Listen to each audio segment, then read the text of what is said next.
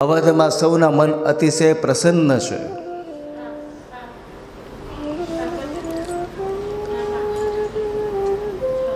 ચારે બાજુ પ્રત્યેક જનમનમાં, પ્રત્યેક જનમાનસમાં સૌને અતિશય આનંદ છે.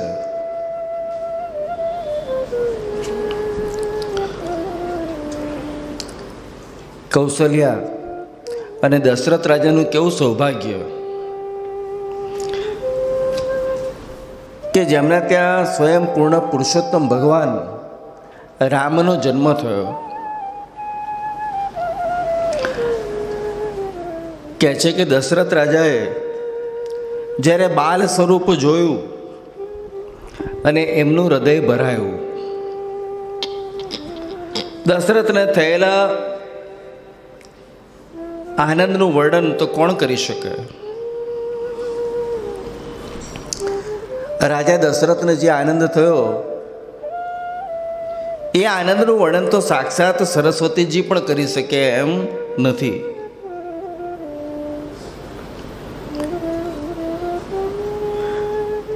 રામ અને દશરથ બંનેની ચાર આંખો મળી અને રામલલ્લાએ મંદ મંદ સ્મિત કર્યું. મંદ મંદ સ્મિત કર્યું ત્યારે દશરથ રાજા અતિશય પ્રસન્ન થયા. રાજા દશરથ પ્રસન્ન થયા એટલું જ નહીં, પણ રામલલ્લાને એમણે જીભ ઉપર મધ ચટાડ્યું. આપણા ત્યાં 16 સંસ્કાર હતા, એમાં એક છે જીભે મધ ચટાડવું. દશરથ રાજા વશિષ્ઠજીને વિનંતી કરે છે, પ્રાર્થના કરે છે કે વશિષ્ઠજી, આપ વેદ મંત્રોના ઉચ્ચાર કરો. વશિષ્ઠ મુનિ કહે છે કે વેદ મંત્રોના ઉચ્ચાર હું શું કરું? મને તો મારું નામ પણ યાદ નથી. રામના દર્શન પછી તો વેદના મંત્રોચ્ચાર ક્યાંથી યાદ આવે? હું તો મારું નામ ભૂલી ગયો છું. અને વાસ્તવિક રીતે ગોપીઓ પણ કેટલી ભાગ્યશાળી કે કનૈયાના દર્શન કરે ત્યારે પોતાનું નામ અને સ્વરૂપ પણ ભૂલી જાય.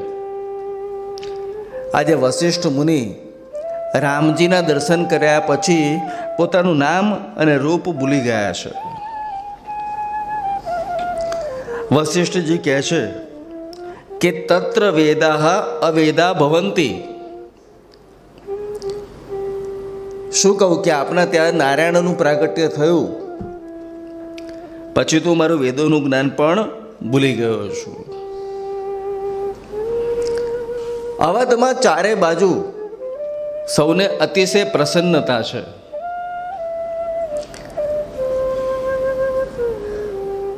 સૂર્યનારાયણ પણ અતિશય પ્રસન્ન છે, કારણ કે રામજીનો જન્મ થયો બપોરે 12 વાગે અને સૂર્યનારાયણ રામલલ્લાના દર્શન કરતા કરતા સ્થિર થઈ ગયા. સૂર્યનારાયણનું કામ શું? આભમાં ઉગવું, પછી ધીમે ધીમે કળાઓ પ્રમાણે બદલાતા રહેવું અને સાંજે અસ્ત થવું. પણ આજે સૂર્યનારાયણ સ્થિર થઈ ગયા એટલે ચંદ્રમાને દુઃખ થયું.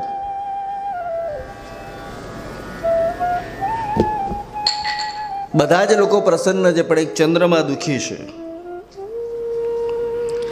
ભગવાન રામચંદ્રજીએ ચંદ્રમાને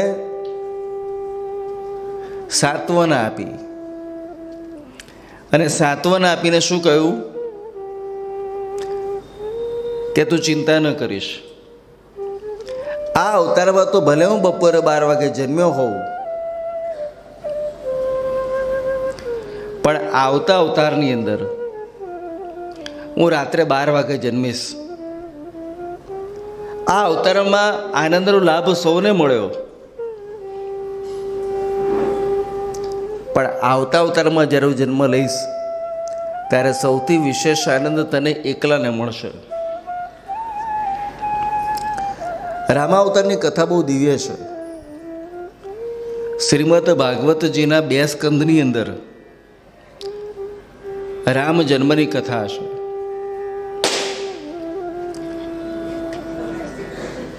એવું કહેવાય કે કથાના જે તે પણ આદિ વક્તા છે એ આદિ વક્તા કોણ છે?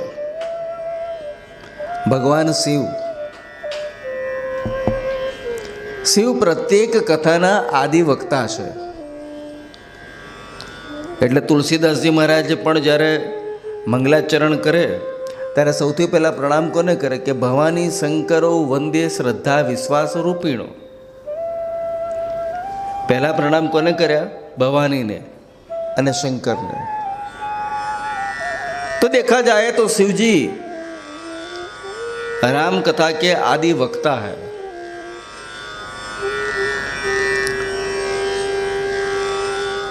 राम जेना ईश्वर છે એ શિવ. કોના ઈશ્વર? શિવજીના. અને શિવ જેના ઈશ્વર છે કોના? રામના.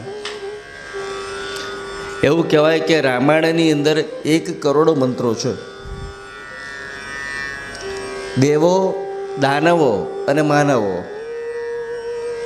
ત્રણેય જણા શિવજી પાસે આવ્યા અને શિવજી પાસે આવીને કહ્યું કે સાહિત્યના જે 1 કરોડ મંત્રો છે જે આપની પાસે છે, જેની અમર કથા આપ નિત્ય કરો છો, એ કથાના કેટલાક મંત્રો અમને ત્રણેયને વહેંચી આપો. હવે 1 કરોડ મંત્રોના 3 ભાગ કરો તો કેટલા થાય? 33 લાખ. પછી 33,000. 1 કરોડના 3 ભાગ કરીએ તો કેટલા થાય?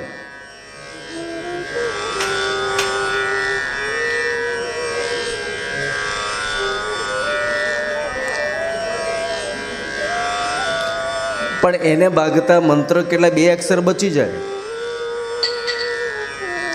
તો દેવોને, દાનવોને અને માનવોને બધા મંત્રોની વહેંચણી કરી, પણ 2 મંત્ર છે, 2 અક્ષરનો એક મંત્ર બાકી રહ્યો.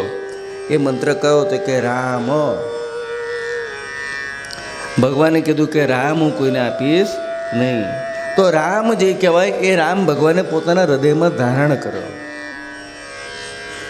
એટલા માટે ભગવાને નીલકંઠ જ્યારે વિષ ધારણ કર્યું તો એ ઝેર શિવજીનું કશું બગાડી ન શક્યું, કારણ કે હૃદયમાં કોણ છે? રામ છે. તો ભગવાન શિવ કોણ છે? તો કે ભગવાન શિવ એ આદિ વક્તા છે. નિત્ય કૈલાસ ઉપર બેઠા અને કૈલાસ ઉપર બેસીને નિત્ય શું કરે? તો કે ભગવાનનું ધ્યાન કરે. હરિહરને ધ્યાવે અને હર હરિને ધ્યાવે. તો એવા કૈલાસના નિવાસી ભગવાન શંકરને આપણે યાદ કરીએ. कैलाश के निवासी नमो बार बार आयो शरण तुम्हारे.